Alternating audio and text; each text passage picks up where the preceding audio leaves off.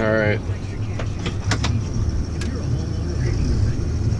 Some people wanted to see how I open up a field.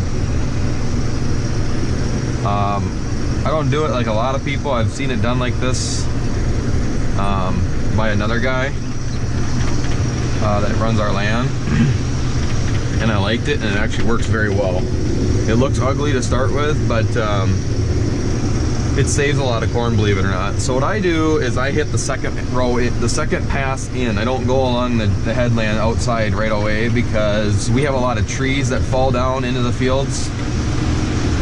So what this does is it allows me to make a pass inside so that if there's a tree or if I have to swerve around a branch, that I don't knock, this would be the corn that would get knocked over. So this actually ends up saving a lot of corn this way. That way when I swerve around, I'm swerving into an area where the corn's already picked. Versus when I'm on the outside row and I have to swerve, I'd knock over 2-3 rows or however far I had to swerve. So that's why I do this. It's also a good way. I got into the habit of doing it last year because we go along a lot of sloughs and we're on a side hill, and I slid into a couple sloughs that way.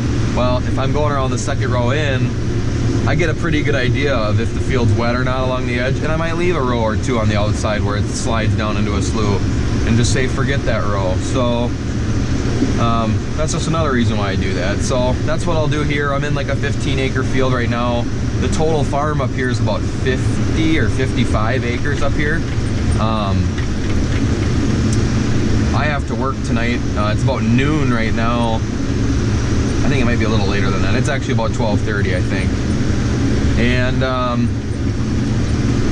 I drove my pickup out here. I thought they were bringing some semis and we were gonna all drive back and drive the equipment out, and they surprised me and brought the equipment out. So I let the boys take my truck, and I started picking them out here by myself right now. And we're gonna head, they're gonna head back, get the semis, and then hop in the cart. But for the time being, I'm just gonna open it up, and then I'm gonna drive the cart over here.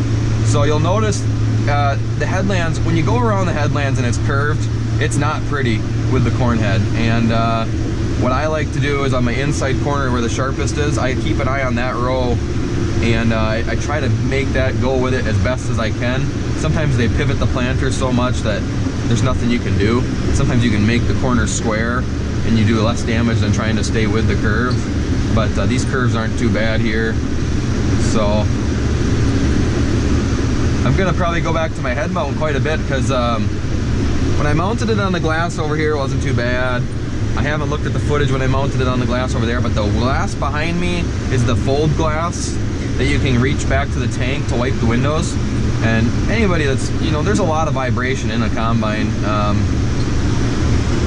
So that was what I was fighting when you use the suction cup. So the head mount shouldn't vibrate near as much just because it's on me and the seat's air ride. So that's why I'm liking this. It is a little greasy out here.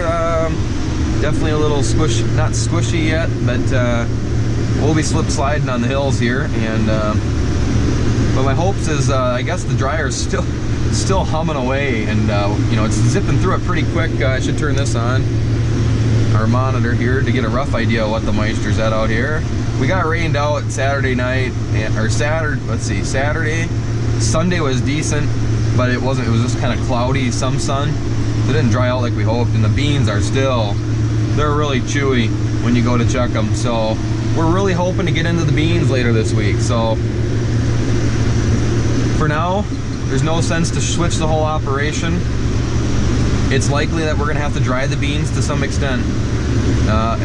You guys saw what a process it is to fill the dryer, run the dryer, cycle some dry corn back into the wet tank so that you know you got dry corn before you start sending it to the bin. You know, we'll have to do that with the beans, we'll have to do that back to the corn. So if we switch to beans, we better be ready for the beans. So that's why we're staying on corn and just keep pushing forward here. It's still staying about 20%. This is some of that earlier corn, that 95-day corn. So it's not too bad here. All right, side hill, we're starting to slide a little bit. I have the mud hog off at this point.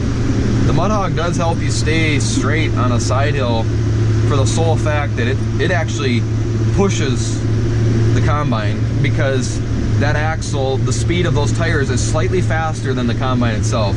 So you are actually kind of clawing, if you've ever seen those, or watched the tires on those things. They are actually pushing faster, so they are slightly, ever so slightly spinning out in a sense. The combine, it'll sound like it's dogging on these hills, but if I had the mud hog on, it would go just fine.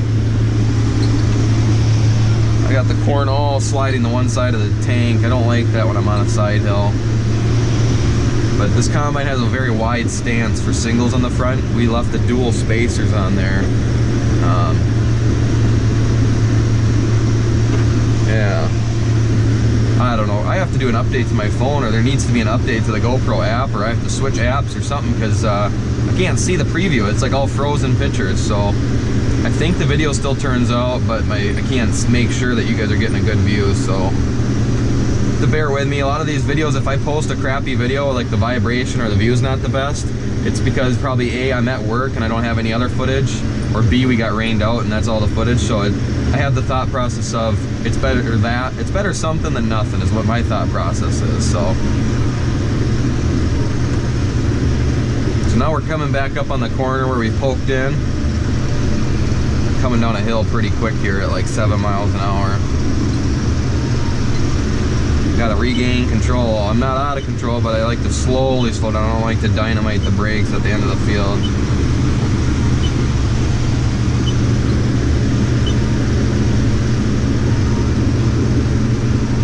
And I also have to worry about opening up enough that I can get the grain cart in here. I have to walk back across the road, and not even a 1/16th of a mile across the road. The grain cart's parked at a construction site. That's wheeling there. I just pivot the brakes a little bit. So now you're gonna see how I do this. So now I'm on the outside row where I would have had to go. You can see here that they got real up close and personal with some trees. And actually, I'm gonna ditch this last row. I'm only gonna do 5 rows. So there I would have knocked corn over. There's absolutely no corn here anyways to begin with, so now we're getting back into it. But that far outside row, there's no corn there. If you were able to even watch, if you can see down into that outside row on the head, there's nothing coming in. I'm not losing anything. I would actually lose more corn swerving back and forth around these tree branches than I would if I tried to stay with it. So now I'm just going like this, and I'm actually staying with the row. There's no corn there. Even if there is, it's minimal than what I would knock over on these rows where there's actually decent corn. So that's why I do that. It's also planted somewhat into the weeds, which is another reason why it didn't grow. And it also makes me nervous because there is a pretty steep drop off here. And corn that has ears that are like the size of your finger, it's not worth it, obviously, to lose your machine and get stuck and have to work half a day to pull it out. It's not worth it. You know, we're here to cover as many acres as we can, and that's why I do what I do when I combine. And it's very minimal, the corn that we leave on the edges here. Once we get on like some straight ground, I'll get back into that row, but there's still no corn there. And if there is corn, it's planted like right along tree branches.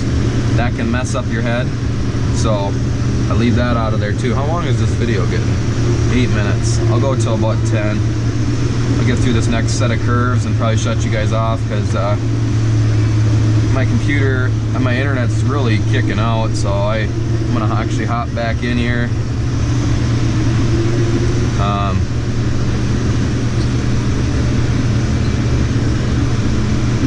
My computer, I just have trouble uploading these videos. When they go to high quality, it just sits there and it takes forever to upload. But make do. The corn, it's running, well, it was running okay on the second round in, and now we're in this headland here, and I'm starting to fill up. But headland, the far outside 6, never, you can see the deer damage right here, turkey and deer damage. There's nothing here. I don't think I'll fill up. Oh, they've really whipped the planter in there. I don't think I'll fill up before I get back, but it's gonna be close. If the corn keeps on its pace of just running on the headlands, I'll be okay. But if we get into some good corn here, what in the world? This is a tree line here. The other reason we're picking corn, I gotta watch for they're gonna take this tree line out, it sounds like. And we like it when landowners take that initiative and want to connect fields. So that's another reason we're out here, and we're taking this corn versus trying to wait for beans. He wants to get going on taking the shrubs out and connect these fields, and hey, we're all for that, you know, if he wants to take that initiative. So we're taking this corn out so he can get going on that project. And you know, I'll pick as much corn as I can until I have to go to work, and then sleep in tomorrow, maybe come out for about 4 hours. We're very close to my house. It's not nothing but a thing to drive over here with my pickup. And some people probably wonder why I don't back up like this and go over every time I go over a row versus just swerving over. I don't know if it's just this combine or what. We do have the loss meter set very sensitive, but when you stop the machine and you're sidewinding at the end of the row, it's something with the airflow that comes through the combine when you're moving. Your loss meter goes all the way across. So we found it to be better. I found it to be lose less corn, believe it or not, than just keep throttling forward and swerve. Because when you back up or stop, this combine likes to spit it out the back. And actually, I'm gonna stay right here. There's no corn here anyways, but this is also very steep along the right-hand side here. So my hopper's filling up. We're about halfway around the second time. I'm probably gonna have a full hopper, and I'm gonna walk back for the grain cart. See, we're 5 rows in right now, but somehow they got the planter underneath that brush there. So I'm leaving an outside row, even though you can't see an outside row there. So that's why it's so nice to go around the field in the inside pass, in my opinion. Take it for what it's worth. If you like it, great.